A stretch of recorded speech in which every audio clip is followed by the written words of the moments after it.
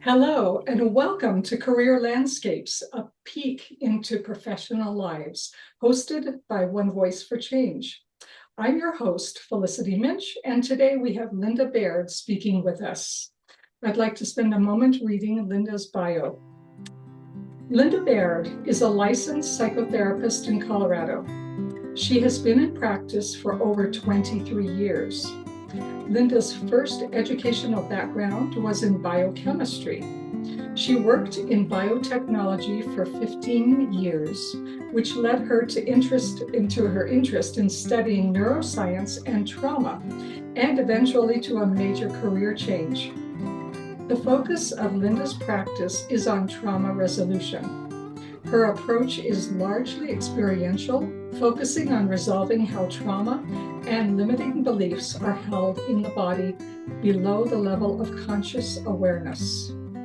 She is a certified Hakomi therapist, a method that is based in mindfulness, originally referred to as body-centered psychotherapy.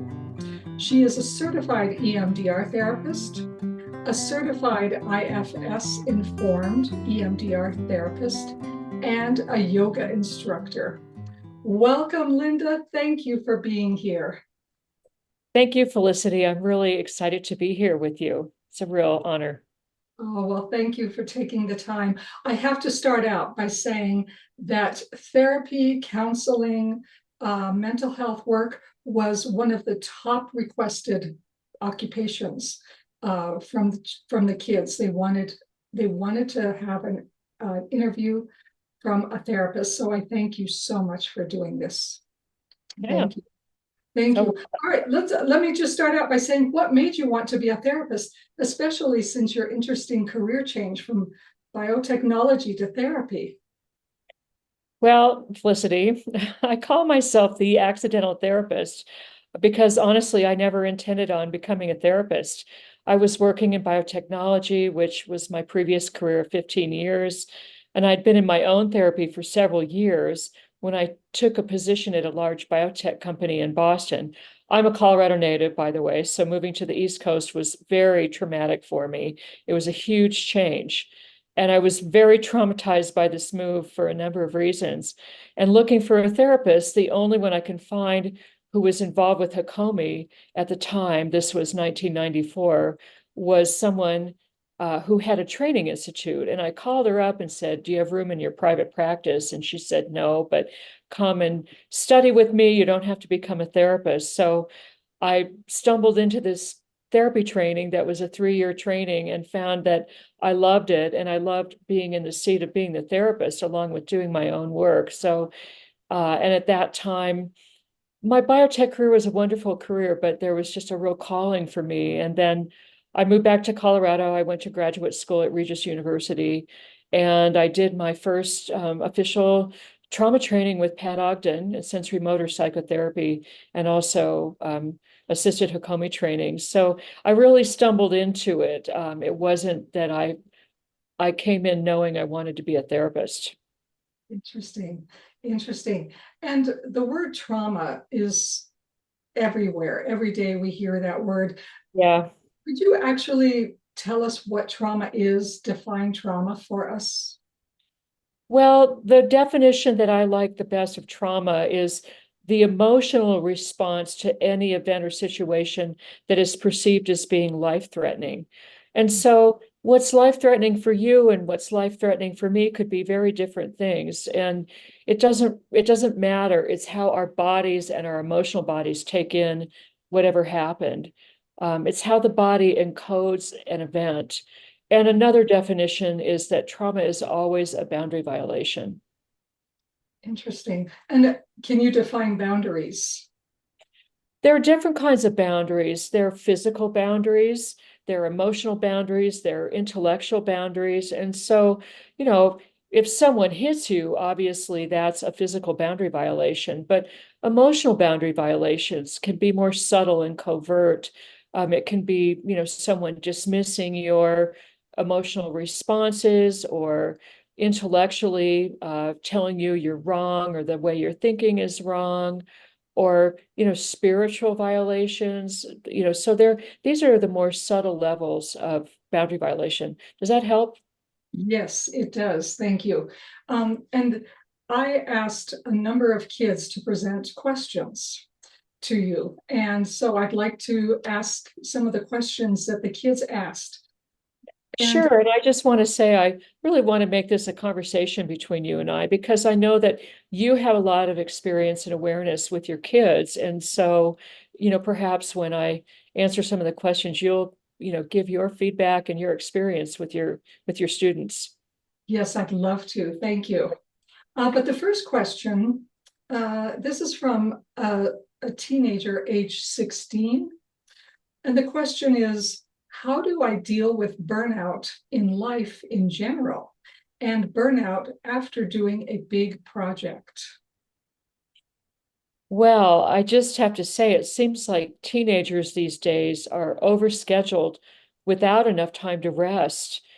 And it may not seem important. And sometimes I hear clients ask, why sleep? I have too much to do. Or sometimes my clients will joke and say, well, I'll sleep when I die. But rest and sleep are really important. And it's very important to make sure you get enough rest while you're doing a big project. And it may not seem like it may seem counterintuitive, but you'll actually be more efficient when you allow yourself to rest. And rest doesn't mean having to sleep or nap. It can be taking a walk or making art or petting your dog, anything that takes you out of your thinking brain into a different part of your brain. And I sometimes think that people use social media as a way to rest, but I have to say, I think it's really important to stay off social media. That's not a way of resting. Definitely, definitely. Yes, I have so many kids coming to their guitar lesson, and just throughout the lesson, they're saying, I'm tired. I'm tired. And a lot of times I'll just take the guitar out of their hands and we do breathing exercises and sometimes even stretching exercises. And I have them stand up in the studio, but they're not getting enough oxygen. They don't seem to be getting enough exercise. It's an interesting dilemma. Yeah, well, those are wonderful ways of kind of helping a student ground and self-regulate and take them into a different part of their body and a different part of their brain. Oh, good, good. All right, I've got another question from a 15-year-old. What happens when kids incorrectly self-diagnose themselves? Well, another really great question. And first of all, I want to digress and say something about diagnoses in general. A diagnosis is a cluster of symptoms, behavioral or emotional, and sometimes physical. And diagnoses, while it can be helpful in understanding what's going on for a person, can also put people in boxes that they don't belong in. So I look at diagnosis through the lens of trauma and the nervous system dysregulation. So when people come to me with a previous diagnosis of ADHD or bipolar disorder, I look at the trauma history. And I also dislike the medical model of disorders again, putting people in boxes with labels. The medical model treats depression and anxiety by prescribing prescription drugs. And to be clear, I'm not opposed to prescribing a course of medication to help someone stabilize, but there's more. I just want to give an example from my own life. When I was in my early 20s, I fell into a sudden and intense suicidal depression. I went to a doctor who put me on antidepressants and sent me on my way, and the drugs only made me feel worse. At that young age, some part of me decided to quit taking them and find a good therapist who could help me understand why the depression and suicidal ideations were present and what were they doing or trying to tell me, instead of trying to take a drug to get them to go away. And that was the beginning of my healing journey. Coming back to the question about self-diagnosis, it's potentially very dangerous for kids or anyone really to self-diagnose, because you may over-identify with the diagnosis, for example, becoming the diagnosis, and it can prevent you from getting the help you need from a trained professional. as I mentioned, symptoms of trauma can sometimes look like ADHD, which would be treated differently. And you can also have worries and anxiety about a condition that you don't have. I've noticed a trend among young people of over-identifying with a symptom or diagnosis, sometimes fueled by social media comparison to fit in or somehow to be special. I'm just curious if what you see, Felicity. Oh, I see it quite a bit. Students will tell me, I can't learn because I'm told that I'm a slow learner and I can't learn.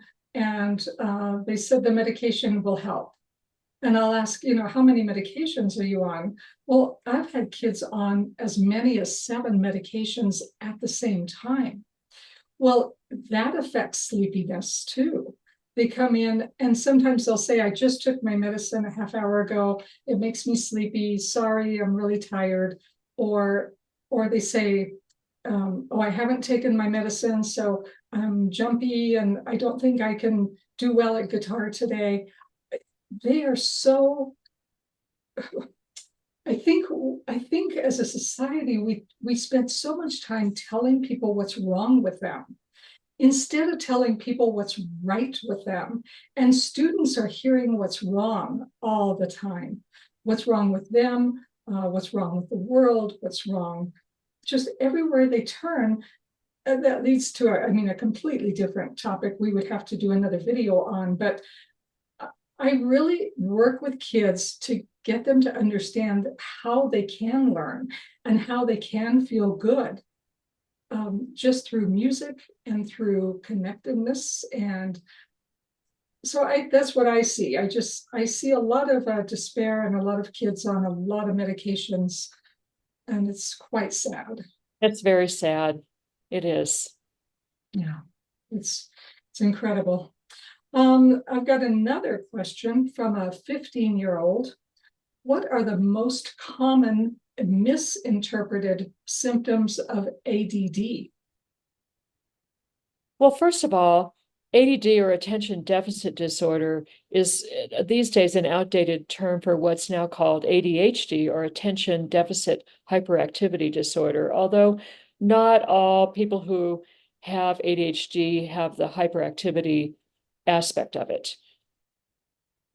And so there are many of the less known symptoms of ADHD, such as working memory and executive function deficits, difficulty sleeping, and irritability, for example. They also show up with mood disturbances, autism spectrum disorder, anxiety, trauma, and other brain-based disorders. So mood swings. Mood swings are most commonly associated with the diagnosis of bipolar, which is a condition that's characterized by dramatic shifts in moods from potentially euphoric mania to crippling depression, although there's a spectrum of how significant or how extreme those symptoms are. But people with ADHD also have mood swings. They're deeply passionate. They have strong emotional reactions that can change their mood dramatically. If someone is truly bipolar, the typical mood swings happen without a trigger, and they might be slower to move through from depression to mania or vice versa. And to get a correct diagnosis, professionals need to tease out the causes of mood swings. So I'm just curious, Felicity, what you see in your students around mood swings. A lot of times I'll see a lot of anxious behavior. Kids will come in after school, so they've been in school all day. And yeah, they are very affected by school and by teachers and their friends. So they come in and they carry that mood with them. So I have to really work with the students to do different things, whether it's mindfulness exercises, whether we go outside, whether the kids do activities in my studio, like throwing little Velcro balls at musical symbols. I have games, and they're moving a lot, so they're hitting the treble clef, or they're hitting the quarter note, or so it's a Velcro game. I have dice, and we sit on the floor, and they can wiggle on the floor and roll dice, which has musical rhythms on it. And then I keep score, and then, of course, usually the student wins on the higher score, and they're very happy. So I'm always working with the students, because I cannot just assume that a student is going to come in, be focused, be great, sit down, play guitar, and love it and do well. So I do work a lot with the students when they come in. So another misinterpreted symptom of ADHD is problems at school. When children fail to complete or hand in schoolwork, parents and teachers may first assume a diagnosis of ADHD, but problems in school can suggest a large number of conditions, including learning disabilities, anxiety. It could be bullying might be happening. And so when a child presents with academic difficulties, and especially if they don't respond to ADHD medication, it's important to consider other possible causes. Another classic example that's misinterpreted are children who are easily distracted.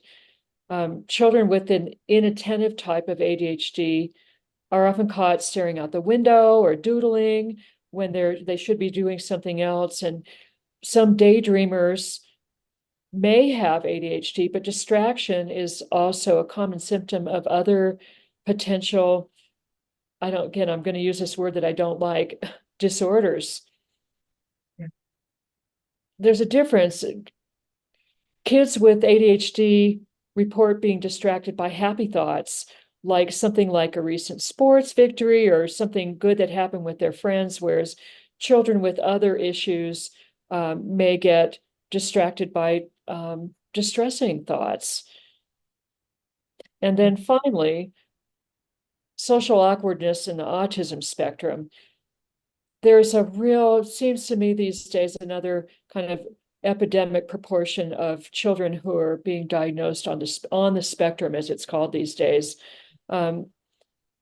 Classic examples of being on the spectrum, but also that can be misinterpreted as ADHD or trouble reading social cues and acting appropriately in social situations.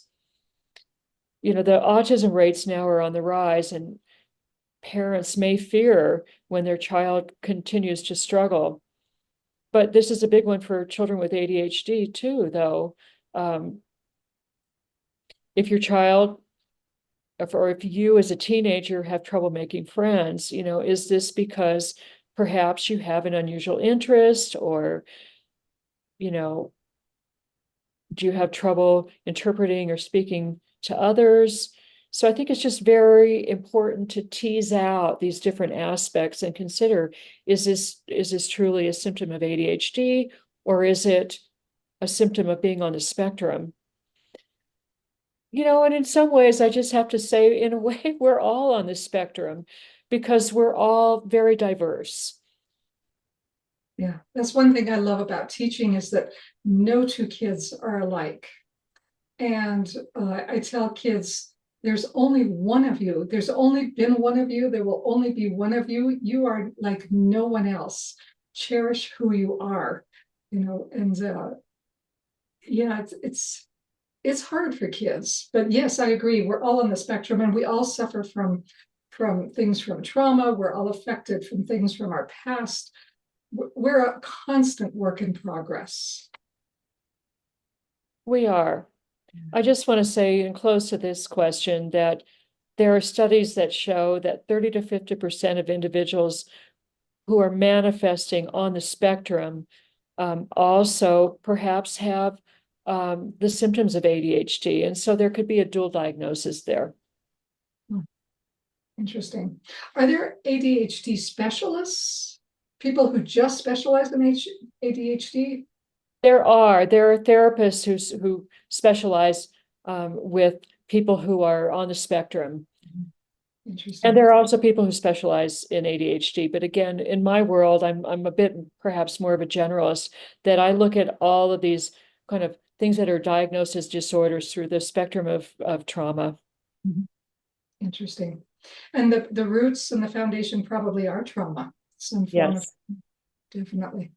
Thank you for those answers. Thank you so much for clarifying that. That leads to the next question. This is from a 14-year-old.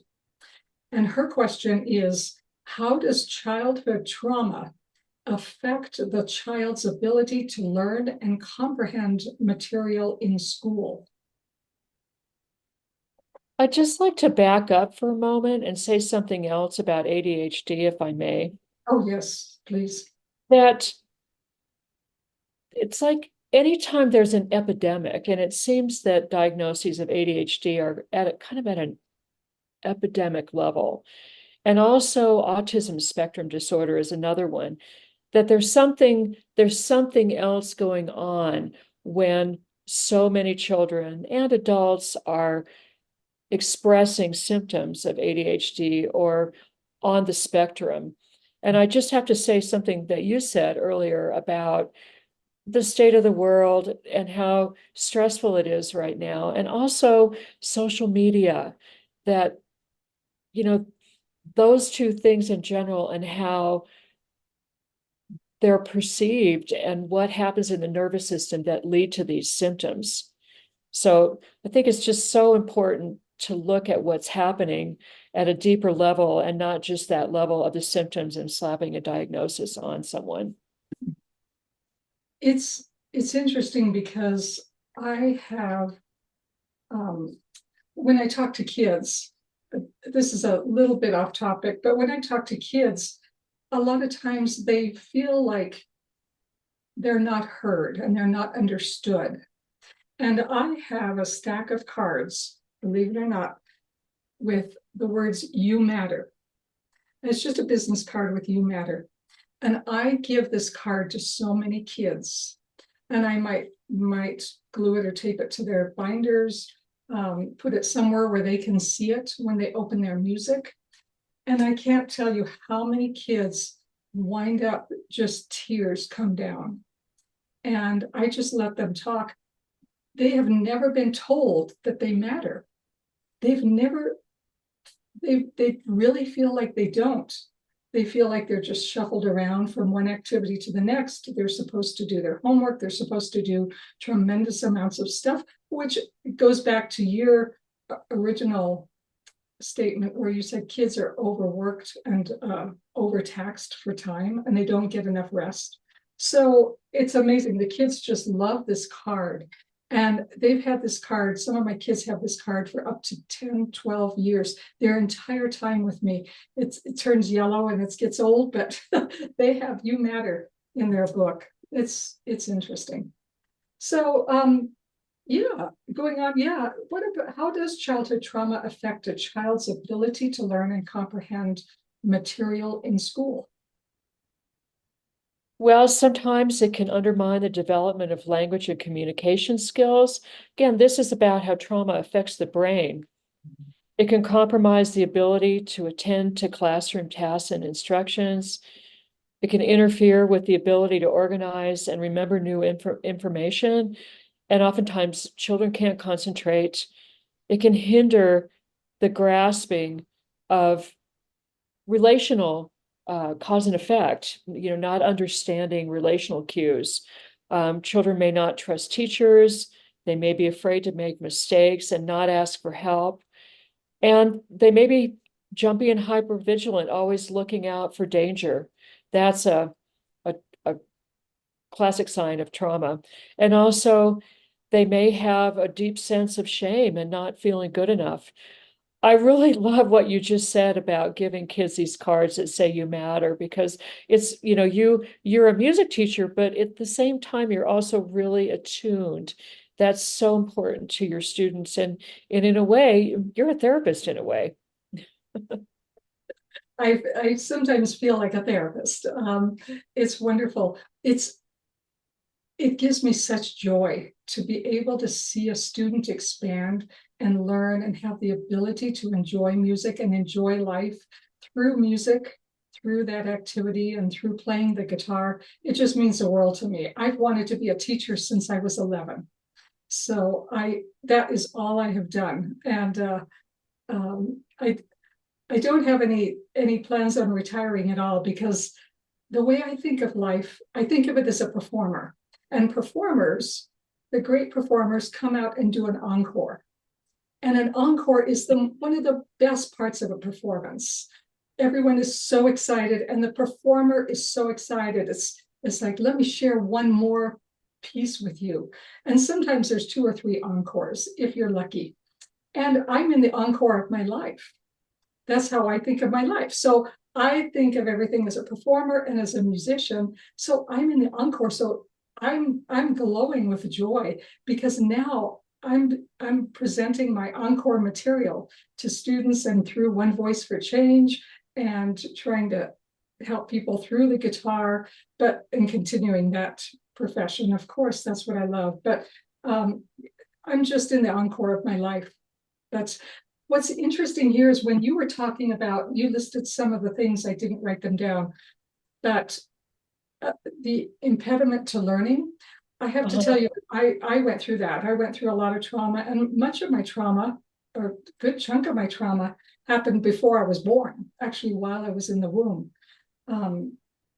And I've been told this and been through therapy myself, which has helped tremendously, but it does affect the brain. I've seen brain scans of me, and I can see the doctor points out where the brain has, where, different brains have different development, and you can see what happened to my brain through early trauma.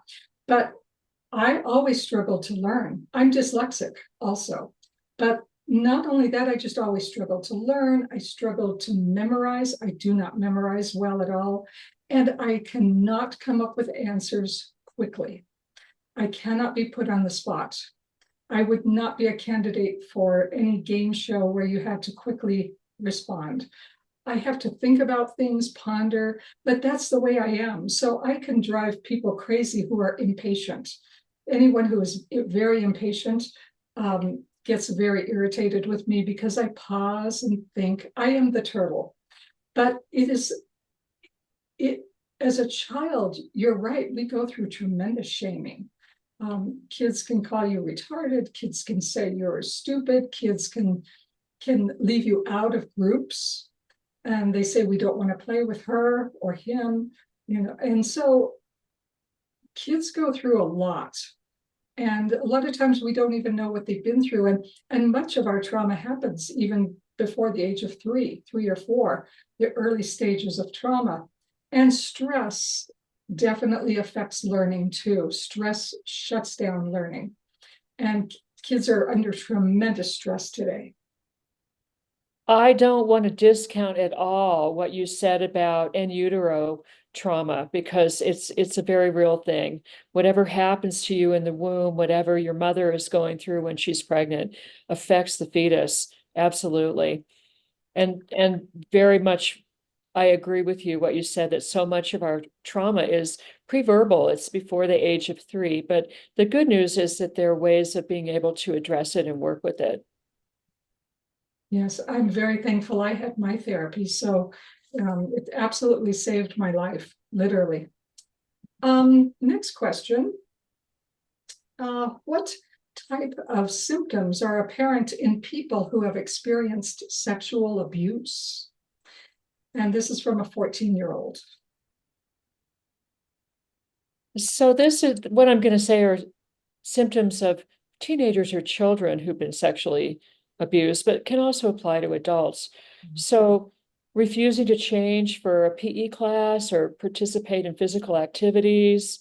A child or a teenager may be afraid of being left alone with people or with a specific person, which is just very important. I think sometimes parents say, well, you need to go hug or kiss so-and-so, and the child doesn't want to, or there's some strong resistance. So that's a red flag right there. Children may exhibit inappropriate knowledge of sex for their age. They may use inappropriate sexual language or exhibit sexualized behavior toward other children in their play. Classic example of sexual abuse is the development of eating disorders. Perhaps a lack of peer relationships, because of shame, sleep disturbances or nightmares. Children may refuse to go to school, or they may run away from home. Another classic example is substance abuse, alcohol or drugs, anxiety, self-harm or attempts at suicide, excessive masturbation, and also promiscuous behavior. That's another red flag. And sometimes I think parents need to watch out for children who are being abused online, because this is becoming more pervasive. So parents need to watch out for their children spending more time than usual online, like texting or gaming, seeming distant or upset or angry when using the internet, being secretive about what they're doing online, and perhaps having lots of new phone numbers or text messages. Big topic, a very big topic. Very big topic. Yes. The next question is from a 13-year-old. Why is there a correlation between insomnia and mental illness? I have to say, these questions from your students are so sophisticated at an early age. It's pretty amazing.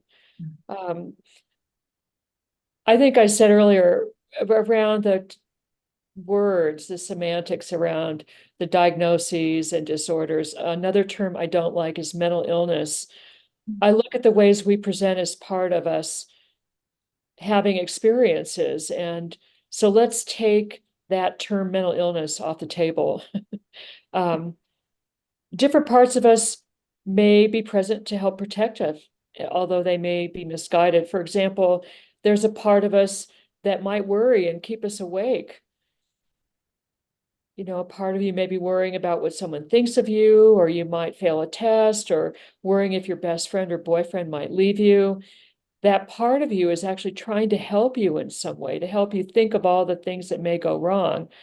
But that part of you may also keep you awake and generate anxiety or depression.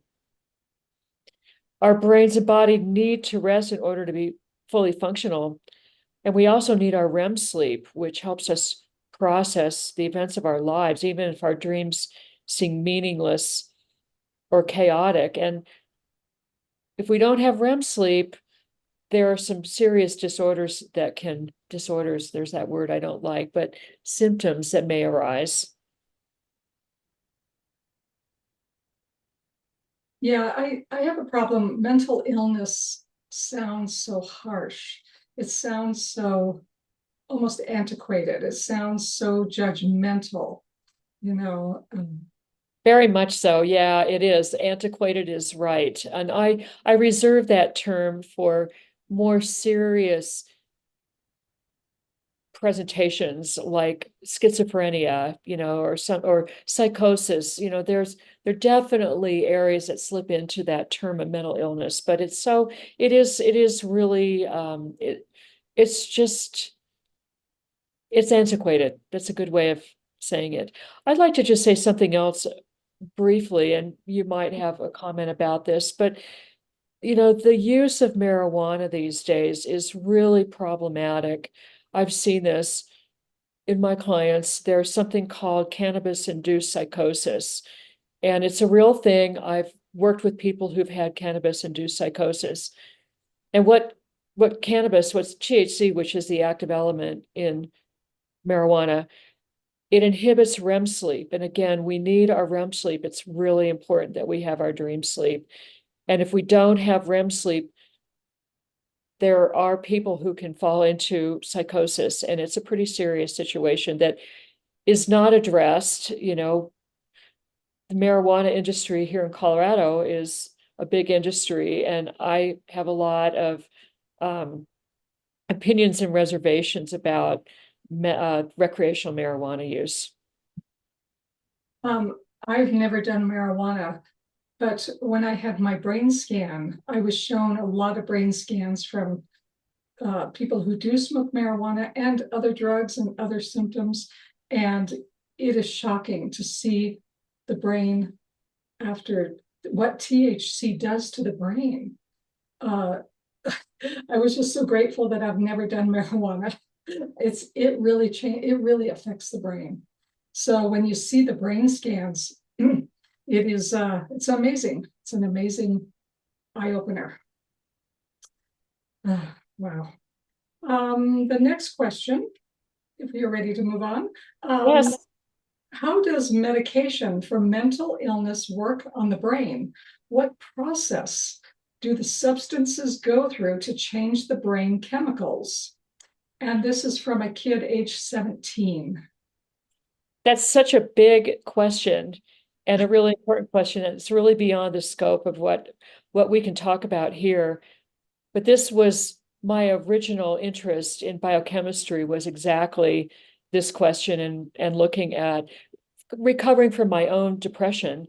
That's why I studied biochemistry, because I wanted to understand how drugs affected the brain and depression, but I can't answer that question here, and I'm sorry. That's okay, no problem at all. The next one is from a fifth grader, grade 5. And she asks, why do authority figures let the mean kids run the school? Well, I'm not a teacher, and I can't answer that question about why, but what I do know is that it's really important to speak up anytime you experience bullying or mean kids. It just seems to be another pervasive experience that children are having in school these days. I was working with a client yesterday whose son experienced online bullying. It's just a real problem. And, you need to speak up to adults or authority figures that you feel comfortable speaking up to, so that this behavior is addressed. Yeah, I tell the kids to definitely find the helpers and keep looking. Just keep looking, keep talking. And I also tell kids that they will get a sense in their bodies of who is safe and who isn't safe, or who is okay and who isn't quite okay. So when kids are mean, there's always tremendous pain underneath. Or that's what I have experienced, is that they're just venting pain and trying to maintain control or have some sort of control. And so the kids that don't want the control and are just kind of innocent bystanders are often the victims of the bullying. But I tell kids, definitely find the helpers. Keep talking. Talk to your parents, talk to your family, talk to other teachers. They can talk to me. They keep talking, and keep the conversation going. You made a very important point, Felicity, that I can't emphasize enough, which is listen to your body. We're not taught to listen to our bodies. It wasn't until I had experienced a suicidal depression in my early 20s, and I started doing this therapy that was really focused on the body, that I started learning about the messages that were in my body. And, when we listen to our bodies will tell us when someone is safe or when someone isn't safe. But trauma can also affect that sense of safety too. Mm-hmm. Definitely. Yeah, trauma can leave a lot of fear behind, and fear makes us make decisions that we would normally not make. That actually leads perfectly into this next question. How do I recognize signs that a person is toxic? How do I get out of a toxic relationship, including toxic friendships and toxic romantic relationships? And this was from a college student. Okay.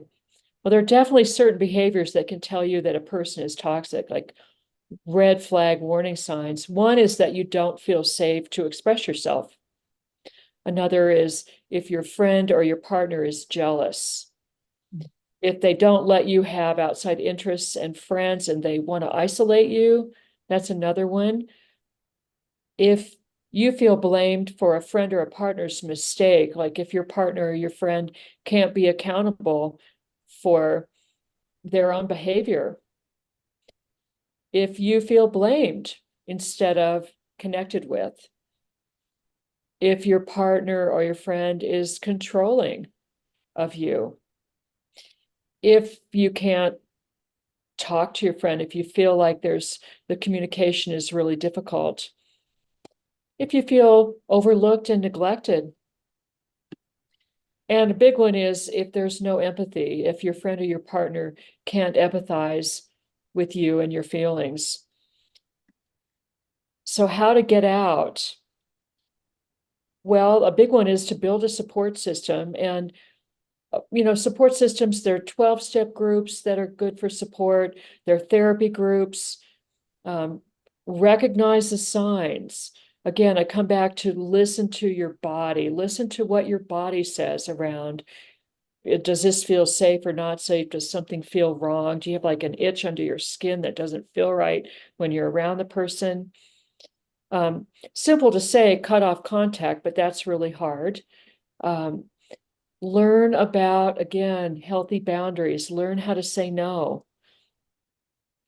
Don't defend or fight, because that can escalate abusive behavior. You can unfollow people on social media, and you can find a good therapist. I just want to share another personal example from my own life. I was in a pretty abusive 5-year relationship many years ago now, and I had a really good therapist who helped me. And she helped me kind of titrate out of the relationship, which titrate is like dropping little drops for example, in chemistry, when you throw two compounds together, they can explode. But if you drop one compound into the other with tiny drops, you can help the system kind of stabilize itself so you don't have an explosion. And she helped me titrate out of that relationship by just one day at a time cutting off contact. So it'd be one day I didn't contact him. Then the next day, it might be 2 days, it might be a week. And I was accountable to her for this, how I slowly cut off contact. And that's what worked for me through her support. Isn't it amazing how our lives work in so many multi ways? I mean, your biochemistry now helped you and now helps people with therapy and the connections with that. And my performing and thinking of life as an encore, and so much that I've learned from the stage and from performing and music and learning how to learn, because I still struggle to learn. It takes me 10 times longer to learn something than probably the average person. But using all these things in life, we've brought them together to work for other people and to serve other people. I love that. I absolutely love that. Yeah, So, it's interesting what you would say there.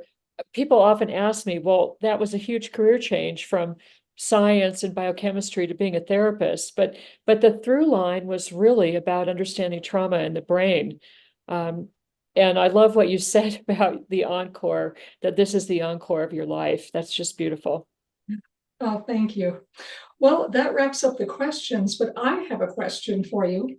What advice would you give to a young person who is thinking of going into the field of therapy?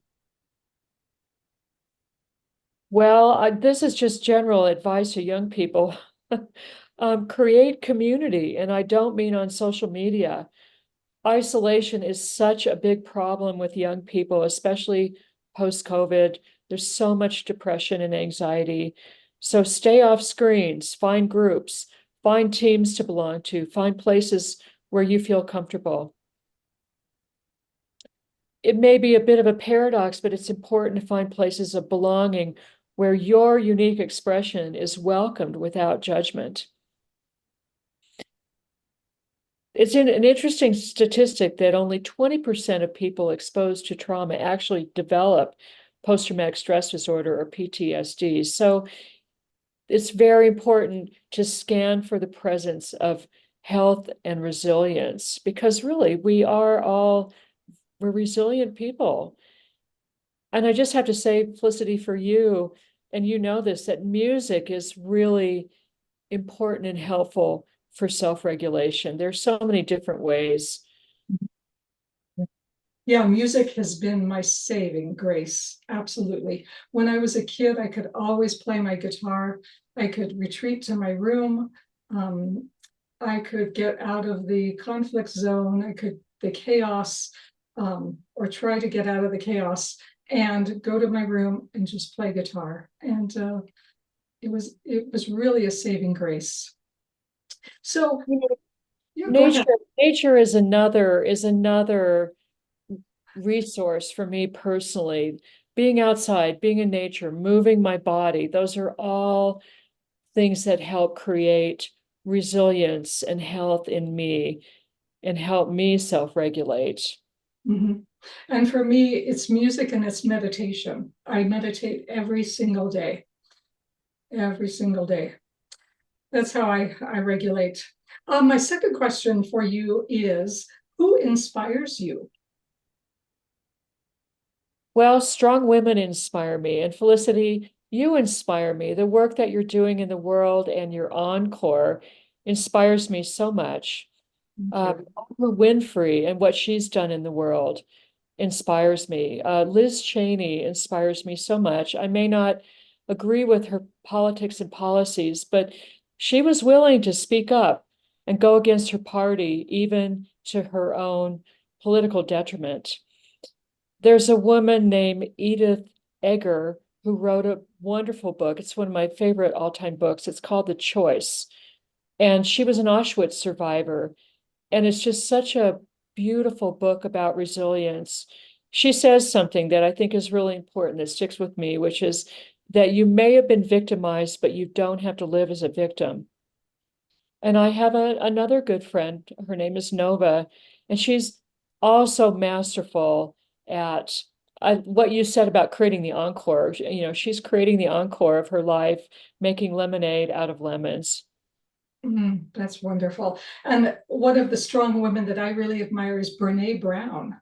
Yes, Brene Brown is another one. She's really and that she's really through her work has touched so many people. Mhm. I could listen to her all day. She has such wit and wisdom. I love her. I love her talk about shame and vulnerability, because we have to get down to those deep emotions, which I do with my students. I let the students talk as deeply as they want about their emotions so that they can regulate and they can get out the emotions that they might not feel safe getting out with their parents, or they can't get it out in school and they have nowhere to talk about how they're feeling. So Brene Brown has helped me a lot to understand and work with kids, especially being vulnerable. It's very scary to be vulnerable. She has a wonderful 10-minute video on YouTube about boundaries that I would encourage anyone to listen to. Oh, I'll have to listen to that one. Yeah. I think I've missed that one. And I have another question. What gives you hope for the future? I think the thing that gives me the most hope for the future is connecting with people who are doing good in the world and working for positive change. And you're very much one of those people. I just love your work and I'm so inspired by what you're doing. Thank you. You know, there's just a lot of anxiety and pain in the world right now. And I think it's just very important to, look for people who are committed to bringing joy and doing good work and helping in the world. Another thing that gives me hope for the future is beauty. Like I said, nature is a primary resource for me. I live in a beautiful place where I can get up every morning and look out my big picture windows and see the mountains and see the sky and see beautiful sunrises and sunsets and take those into my body. That gives me a lot of hope because there's always beauty in the world. And also my spiritual practices. I also have a committed meditation practice that really helps me regulate, connect with my body and ground, and helps me to kind of stay away from some of the more painful and anxiety producing things in the world.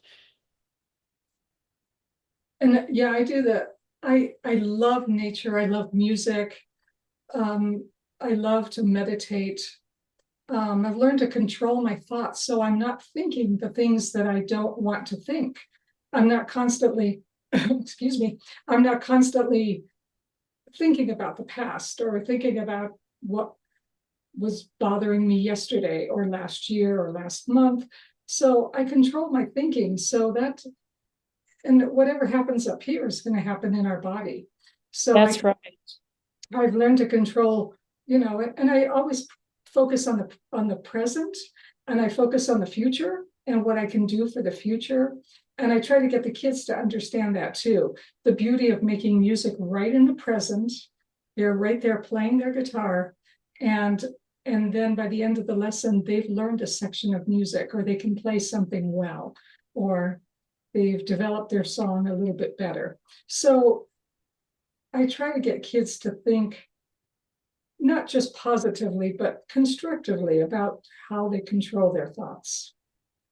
Just a side note, what you said about mindfulness practice, which is so important. And I always just say it's like going to the gym and developing a new muscle. That ability to observe your mind and observe your thoughts is so important.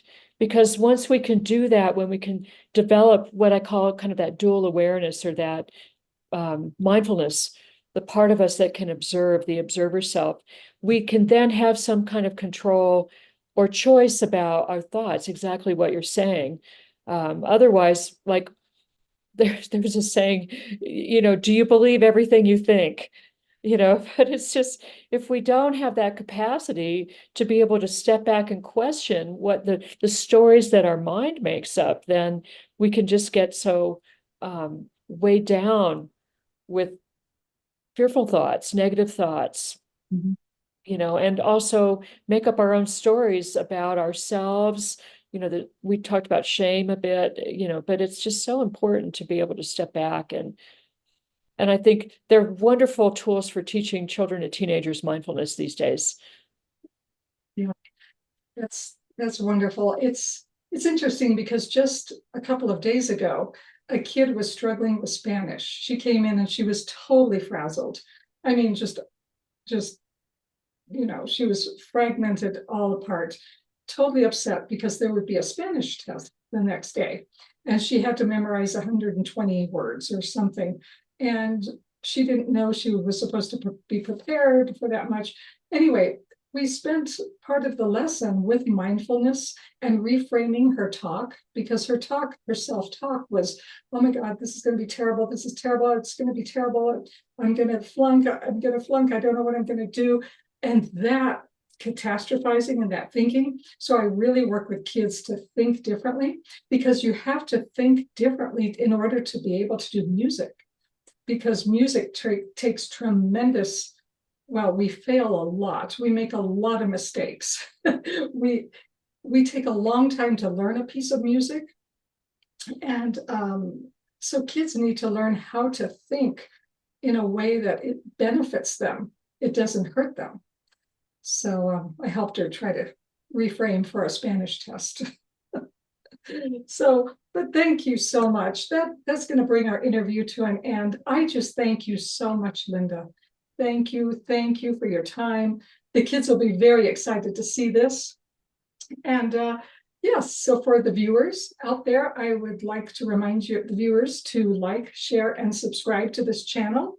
And thank you for viewing, and thank you for supporting One Voice for Change. You can see us and all of Linda's information below in the links below. Linda, is there anything else you'd like to add or say?